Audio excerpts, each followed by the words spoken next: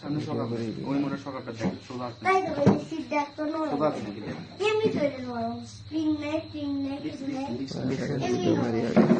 আপনার কি হচ্ছে আঙ্কেল? আমার হচ্ছে শালা হচ্ছে সম্পর্ক খাওয়া ছোট ভাই। এই ছেলে মহিলা কলেজের দিকে যাচ্ছিল নাকি মাঝে মধ্যে?